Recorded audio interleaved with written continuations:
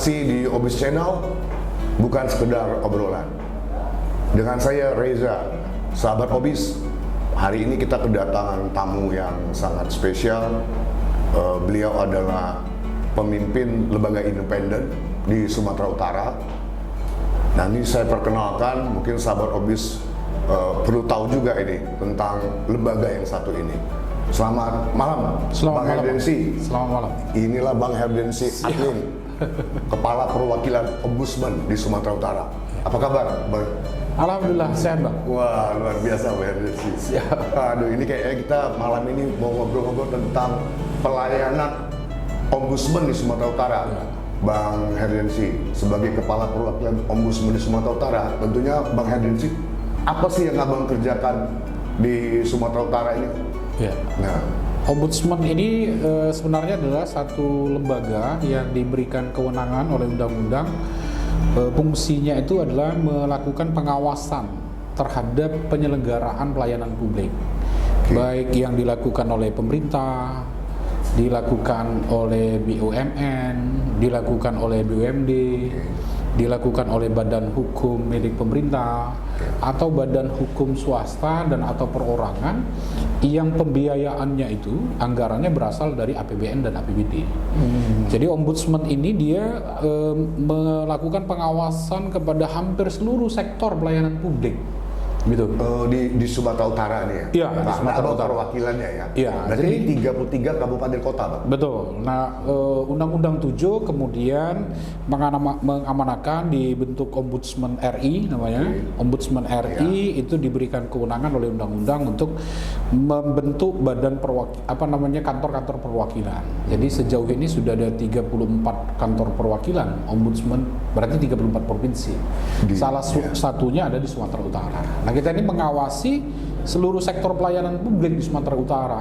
Pelayanan publik yang dilakukan oleh Pemprovsu, oleh pemerintah kabupaten kota, oleh imigrasi, kemudian lapas rutan, oleh kepolisian, dan sektor-sektor pelayanan publik lainnya, oleh PLN, oleh Pertamina, semua. Jadi sektor pelayanan publik. Masyarakat bisa mengadukan Bang, ke Ombudsman ya, Bang, kalau ada ketidakpuasan terhadap pelayanan instansi-instansi yang Abang sebutkan tadi ya, Bang. Betul. Nah, kalau kemudian masyarakat pada saat mereka menerima pelayanan itu dia tidak sesuai dengan peraturan perundang-undangan, kita sebut ada dugaan maladministrasi. Jadi menurut Undang-Undang 37 yang disebut dengan maladministrasi itu adalah penyalahgunaan wewenang. Pelaksanaan wewenang tidak sesuai dengan peruntukan wewenang, abai terhadap wewenang dan tanggung jawab yang dilakukan oleh penyelenggara pelayanan publik, dan itu dapat merugikan individu atau kelompok masyarakat. Bentuk pengaduannya, Bang, itu dalam apakah bisa pribadi, Bang, atau organisasi masyarakat, itu bagaimana, Bang, bentuk pengaduan ke Ombudsman ini, Bang? Makanya undang-undang sebenarnya kan sudah menyebut penyalahgunaan wewenang, kemudian abai terhadap tanggung jawab. Itu kan yang dapat merugikan individu. Jadi ya melapor kepada ombudsman itu bisa dilakukan oleh individu langsung atau melalui surat atau. Nah, kita sebenarnya kan sekarang karena kan sudah zaman digital, makanya kemudian kita persilakan kalau masyarakat mau datang langsung ke kantor ombudsman di Jalan Asrama, Simpang Gaperta. Dekat sini ya, Bang? Iya, dekat sini. Kalau kemudian masyarakat mau mau melapornya by WA, kita sudah menyediakan nomor WA-nya gitu. Kalau masyarakat mau melapor by email, kita juga ada email ombudsman. Jadi kalau masyarakat dari Nias Selatan misalnya, dari Pulau Batu ya kan, kalau dia datang ke ombudsman provinsi kan terlalu jauh. Betul.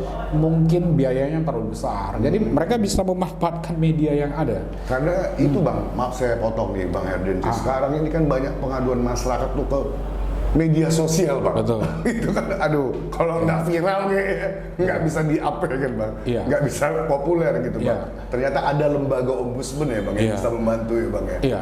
Nah, sejauh ini sebenarnya ada banyak laporan yang ada di ombudsman. Sampai tadi kita rapat yang laporan itu sekarang sudah 268 laporan dari masyarakat ya, menyangkut semua sektor, dari soal pendidikan ya kan gitu, soal kesehatan, kemudian pelayanan yang dilakukan oleh PDAM, pelayanan yang dilakukan oleh PLN, kemudian terkait kepegawaian, kemudian pengurusan sertifikat tanah yang yang dilakukan oleh Badan Pertanahan Nasional. Bisa juga ya ke ombudsman. Soal perbankan pun banyak yang lapor, melaporkan Bank Sumut, melaporkan Bank Rakyat Indonesia, melaporkan pelayanan di BNI dan lain-lain. Itu melalui surat atau bisa lisan atau bagaimana Bang?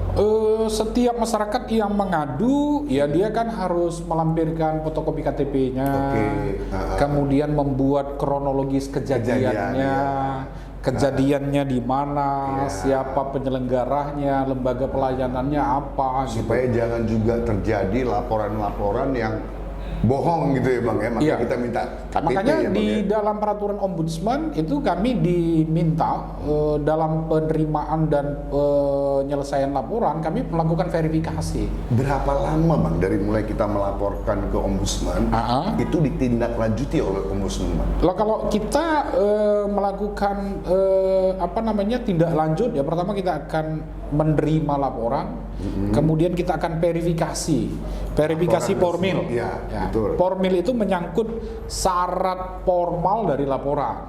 Jadi kalau dia perorangan berarti dia harus melampirkan KTP-nya. Kalau dia mewakili organisasi ya harus ada surat dari organisasinya. Kalau dia mewakili individu tertentu atas nama advokat dia harus ada surat kuasanya. Kemudian kami juga melakukan verifikasi material, apakah yang dilaporkan itu dia sesuai dengan kewenangan ombudsman atau tidak. Jadi kewenangan kita ini kan terkait dengan pelayanan publik. Ada yang melapor terkait dengan dugaan korupsi. Kan udah ada lembaganya yang mengurus korupsi. Jadi setelah verifikasi selesai ini Bang Herdensi, itu verifikasi semuanya selesai, baru tindak lanjut itu ada. Maka kami akan melakukan seminggu, 2 minggu kah, 3 minggu? Lakukan pemeriksaan kepada pihak terlapor. Nah, pihak terlapor ini makanya kriteria laporan di ombudsman ini ada yang kami kriteriakan ringan sederhana. Ada yang kami kriteriakan dia menengah, ada yang kami kriteriakan dia berat. Nah itu kan tergantung dari isi laporannya, siapa yang dilaporkan. Dan pihak yang dilaporkan itu apakah setelah gini Bang, setelah kita laporkan ke ombudsman, verifikasinya selesai, kan ada waktu itu 1 minggu kah, 2 minggu kah, terus apakah ombudsman bisa memanggil Bang pihak terlapor? Pasti Bang, karena kan kita diberikan kewenangan untuk memeriksa pelapor, memeriksa terlapor, memeriksa pihak-pihak terkait yang berkaitan dengan substansi laporan dari pelapor. Tindak lanjutnya Bang setelah itu? Lah kalau kemudian setelah kami periksa semuanya, maka kami akan mengeluarkan laporan hasil pemeriksaan. Laporan hasil pemeriksaan itu dia pasti ada 2 hasilnya kan, ditemukan ada maladministrasi atau tidak ditemukan maladministrasi. Kalau ditemukan maladministrasi maka kami akan memberikan saran korektif kepada penyelenggara. Misalnya kita temukan pelayanan kesehatan, ya kan begitu. Dinas kesehatan ya, Bang? Ya, kita pertama yang kemudian akan dapat saran perbaikan dari kita pastilah rumah sakit. Iya, rumah kan sakit gitu. yang dilaporkan. Iya, keluhan pasien misalnya dia adalah pasien BPJS, tapi kemudian diminta oleh rumah sakit untuk beli obat di luar rumah sakit, dan itu harus ditanggung oleh pasien dan keluarga pasien. Pasti kami akan memberikan saran perbaikan kepada rumah sakit. Kami juga akan memberikan saran perbaikan kepada dinas kesehatan, kan gitu.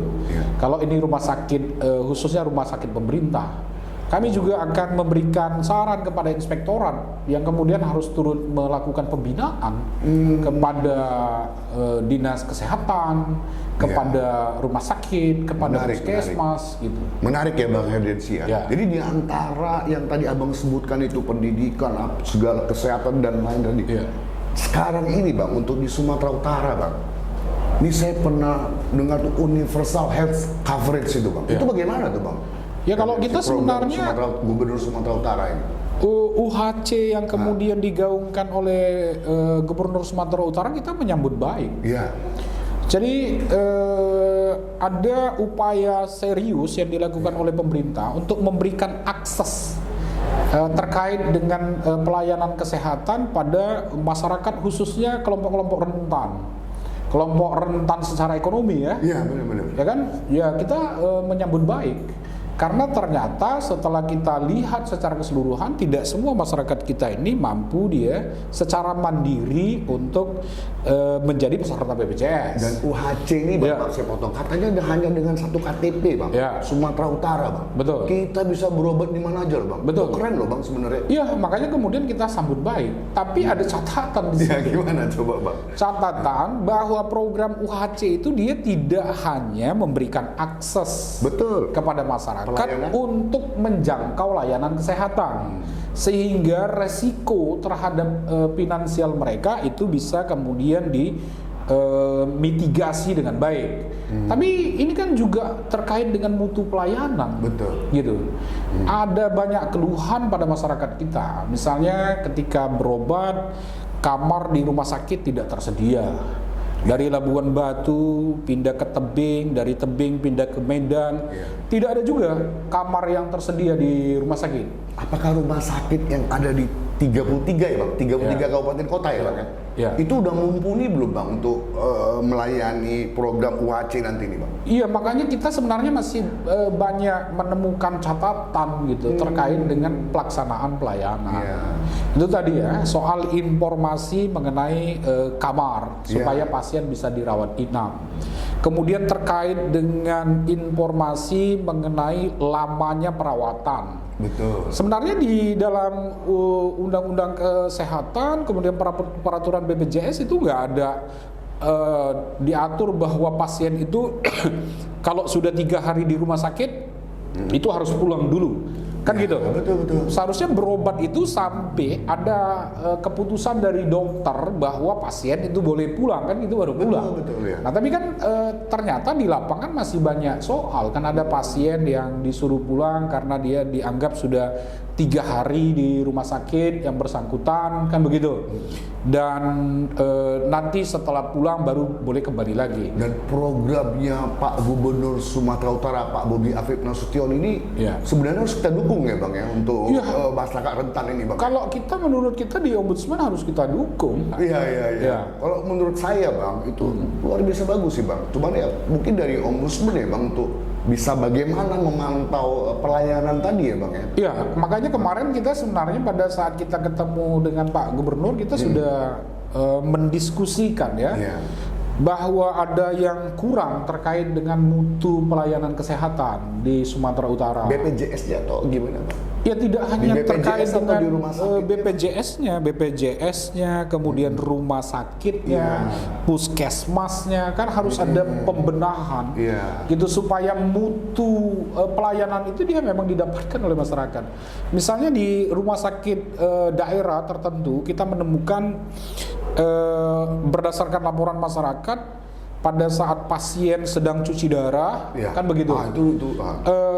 Air yang mensuplai mesin cuci darahnya habis. Wah, kan gitu. repot juga ya Bang ya. Ya kan? Wah, repot Itu kan itu. kita temukan kemarin. Iya, Dan iya, itu iya. kita sudah kasih LHP Iya. kepada rumah sakit yang bersangkutan untuk dilakukan perbaikan. Di satu rumah sakit yang lain kita temukan bahwa dokter penanggung jawab pasien itu tidak datang untuk memeriksa, kemudian untuk mengontrol pasiennya sampai pasiennya meninggal dunia. Nah, Tindak lanjut misalnya gini Bang ya, kayak tadi Abang bilang, Iya. atau Bang Erdiansyah bilang, kita cuci darah, ya. kesediaannya tidak ada. Ya. Itu bagaimana? Itu repot itu Bang. Nah makanya itu tadi kita bilang bahwa akses itu sangat penting bagi Benar. masyarakat. Iya. Karena namanya jaminan sosial ini kan fungsinya kan 3. Kemanfaatan, Betul. kemudian kemanusiaan dan keadilan. Ya kan gitu. Kalau dia sudah dikasih akses, seharusnya dia mendapatkan manfaat yang maksimal. Harus kita ingat bahwa kenapa Undang-Undang Dasar memberikan jaminan terhadap kesehatan ini? Betul. Karena kesehatan ini adalah salah satu kondisi itu yang dapat menyebabkan kerawanan kepada masyarakat itu menjadi tinggi. Dari tidak miskin, tapi karena tidak bisa mengakses, kurang biaya untuk mendapatkan akses kesehatan, itu kemudian bisa berubah menjadi miskin. Menarik deh Bang, menarik banget sebenarnya program UHC ini Bang ya. Betul. Universal Health Coverage ini Bang ya. Oke. Karena hanya kita tuh bisa dibantu atau terbantu masyarakat miskin kita ya Bang ya. Betul. Cuman masalahnya program yang bagus ini tidak didukung dengan mungkin kesiapan rumah sakit barangkali ya Bang ya. Ya, Rumah sakitnya kalau atau menurut pelayanan kami, menurut Abang gimana Bang? ya ini soal tata kelolanya ya, tata kelola pelayanan kesehatan yang ada di Sumatera Utara. Rumah-rumah sakit daerah memang dia dari sisi sumber daya, dari sisi peralatan ada yang memang masih kurang. Iya.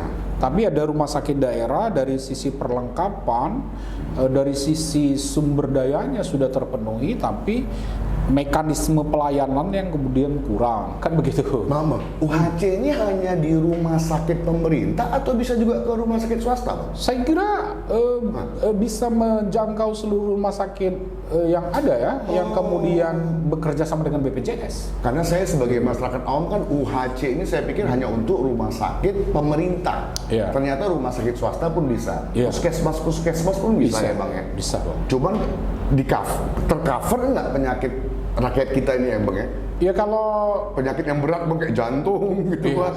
Cuci darah tadi kan juga udah Bang Iya. Bang Edinsi ngomong gitu. saya kira hampir semua jenis persoalan pasien itu kan bisa di cover.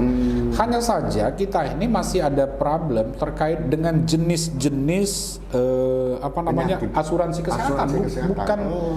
Bukan jenis penyakitnya. Bukan penyakitnya ya. Kita ini kayaknya masih ada tumbang tindih topoksi antara BPJS Ketenagakerjaan dengan BPJS Kesehatan. Iya. Gitu. Kemarin kita temukan persoalan ada laporan korban kebakaran yang di Dairi. Gitu. Tahu ya, Dairi. Ya kan? Kabupaten Dairi ya, Bang. Kabupaten Dairi. Ini mereka ini keluarga korban ini dia memang punya warung. Oke. Tapi menurut kita skalanya masih ultra mikro, warung kecil-kecilan Iya. yang itu hanya untuk menopang hidup dan kehidupan. Iya. Tapi kemarin ada problem karena menurut BPJS Kesehatan ini tidak bisa ditanggung oleh BPJS Kesehatan. Kok bisa Bang? Karena mereka kecelakaan itu akibat kerja, gitu, akibat usaha. Untuk apa ada program UHC Bang? Nah, itu makanya menurut saya penting ada duduk bersama seluruh stakeholder untuk dong. memastikan sekali lagi Iya. kita dukung program pemerintah Sumatera Utara ini memberikan akses yang luas kepada masyarakat untuk kesehatan, tapi secara sekaligus saya kira memang harus kita pastikan bahwa mutu pelayanannya itu diberikan dengan baik. Kan begitu? Betul. Jangan Benar, lagi ada istilah dari masyarakat kita yang melapor ke ombudsman kalau kita ini berobat ke rumah sakit butuh decking. Bang, Kalau kita berobat ke rumah sakit, UHC sudah mau di launching nih 1 September, oke jalan. Oke. Ya kalau masyarakatnya miskin mau pakai udah ada UHC harusnya diterima dong Bang di rumah sakit. diterima Bang, diterima. Itu tadi. Lanjuti dong, diobatin dong Bang. Betul. Pertama dia diterima oleh rumah sakit, tapi kemudian dokter yang memberikan pelayanan itu tidak dilakukan dengan maksimal. Bang, Ya kan, gitu. program UHC ini Bang, berarti kan pemerintah Provinsi Sumatera Utara itu kan menggelontorkan dana kan Iya. Bang? Ya, itu kemana digelontor? Ke BPJS atau ke rumah sakit pemerintah Bang? Ya tergantung kerjasamanya. Saya kira kalau kita baca di media ini kan ada kerjasama dengan BPJS kan begitu. Saya kira ini kan untuk memastikan bahwa pelayanan ini tidak hanya dilakukan di rumah sakit milik pemerintah, tapi juga rumah Di sakit swasta yang bekerja sama dengan BPJS kan Ya. begitu. Kan Nah, menggelontorkan dana kan, Iya. bukan sedikit tuh dananya loh Bang. saya kira bukan hanya sedikit program UHC yang menggelontorkan dana cukup besar. Iya. Di BPJS Kesehatan pun ada subsidi negara, kemudian ada iuran para peserta kan. Betul. Artinya uangnya juga cukup besar. Harusnya masyarakat miskin Iya. bisa terbantu loh Bang. Mestinya dengan ini semua masyarakat ya bisa terbantu. Iya dong. Jaminan bahwa mereka bisa berobat, bisa dilayani dengan baik, Ya. itu kan bisa terlaksana. Itu tadi, jangan sampai tetap berkembang pada masyarakat kita. Kalau pergi ke rumah sakit harus ada deki. Betul. Kalau berurusan dengan rumah sakit, urat leher harus besar kan Ya, gitu, karena betul, ya. debatnya terlalu banyak. Terlalu panjang. Iya. Iya. Nah, padahal sebenarnya itu tadi ya, hak terkait dengan kesehatan itu kan adalah azazi Bang. Kan gitu. Iya, iya, iya. Ya kan? Iya benar, Nah, benar. oleh karena itu sebenarnya penanggung jawab, pemangku kewajiban ini harus secara serius memberikan ini. Makanya di pemerintah daerah terkait dengan kesehatan ini kan menjadi urusan wajib. Dan saya sebagai masyarakat awam ini Bang, Ya. UHC ini berarti mengcover masyarakat miskin sebenarnya Bang ya? Bukan miskin aja Bang ya? Iya, Yang sebenarnya UHC ini kalau kita lihat filosofisnya ya tujuannya untuk mengcover masyarakat yang paling rentan lah. Iya. Kan begitu? Betul. Kalau yang dia sudah Menengah atas. punya finansial yang cukup, saya kira dia sudah punya asuransi swasta Betul. dan lain-lain. Nggak kesulitan mereka untuk mengakses rumah sakit. Jadi memang ya ini program menurut saya keren Bang, harus didukung gitu Betul. ya, program Iya. UHC ini ya. Iya. Dan menurut Bang Herdensi, dari laporan-laporan masyarakat yang sekarang ini ada di Sumatera Utara, yang untuk UHC ini apa memang sudah ada yang melaporkan sebelum di launching tanggal bulan depan ini Bang? Ya kalau yang melaporkan terkait dengan pelaksanaan program yang di launching oleh Pak Gubernur ini kan belum ada. Tapi kan kita berkaca pada laporan-laporan yang sebelumnya ada ya mengenai pelayanan di rumah sakit. Sebenarnya kita bisa menyaksikan dengan mata kepala sendiri ya kan, bagaimana panjangnya antrian di rumah sakit terkait dengan registrasi mau berobat. Oke Bang Herdensi. Bagaimana panjangnya antrian terkait ingin konsultasi sama dokter. Iya. Bagaimana panjangnya antrian terkait dengan pada saat pasien akan mengambil obat setelah pemeriksaan dari pasien. Iya, oke. Dan itu kita lihat hampir di semua rumah sakit. Makanya ada pasien yang datang jam 5 pagi, pulang jam 8 malam. Luar biasa. Kan gitu. Iya. Nah, Bang Herdensi. ini kan ada soal Iya, sebenarnya. Bener, persoalannya besar banget, Iya. banyak banget ya. Bang Herdensi menarik nih ngobrol-ngobrol kita. Bang Herdensi sebagai Kepala Perwakilan Ombudsman di Sumatera Utara, apa harapan Abang terhadap program UHC ini? Kalau kemarin kita sebenarnya sudah sampaikan kepada Pak Gubernur pada saat kita audiensi, kita berharap kita bisa bentuk semacam pokal poin, Bang. Jadi ada ombudsman, ada dinas kesehatan provinsi, ada dinas kesehatan kabupaten kota, Iya. ada inspektorat. Yang pokal poin ini dia bisa menjadi semacam core group untuk menampung seluruh laporan masyarakat dan bisa ditindaklanjuti dengan cepat. Dengan benar. Tindak lanjut di tempat. Iya, Bang Herdensi, dari 33 ya kabupaten kota ya di Sumatera Utara, katanya hanya tinggal satu kabupaten kota aja yang belum UHC-nya belum selesai ya Bang Herdensi. Ada hanya satu atau ada berapa? Ya kalau pernyataan dari Pak Gubernur Belum kemarin sampai juga, 100% ya? tinggal satu ya. Oh, Tapi tinggal kita satu ya. akan dorong lah bisa supaya semua bisa UHC. Nah harapan kita itu tadi ya, selain kita kasih akses kepada masyarakat, tapi kita tingkatkan juga mutu pelayanannya, Iya. gitu. Dan kalau kita di Ombudsman selain tadi mendorong terbentuknya pokal poin ya, kita kemudian dinas kesehatan provinsi, kabupaten kota, kemudian ada inspektorat, Ya. ya kita juga membuka dengan tangan terbuka laporan masyarakat terkait dengan pelayanan kesehatan di seluruh unit pelayanan. Keren. Rumah sakit Ya. daerah, Ya. puskesmas, Semua atau ya, di Mbak rumah sakit yang bekerja sama dengan BPJS. Semoga Ombudsman di Sumatera Utara makin dikenal oleh masyarakat Sumatera Utara ya, Bang Amin. Herdensi ya. Amin. Dan laporan-laporan pengaduan terhadap ketidakpuasan di instansi terkait yang seperti Abang sebutkan tadi bisa ditindaklanjutin di Ombudsman. Sahabat Obis, Itu tadi obrolan kita dengan Kepala Perwakilan Ombudsman Sumatera Utara, abang kita Herdiansyah Anin. Semoga bermanfaat buat sahabat Obis dimanapun berada. Like, share, komen untuk Obis kita selanjutnya. Terima kasih Bang Herdiansyah. Terima kasih, Bang. Keren banget ngobrolannya, luar biasa.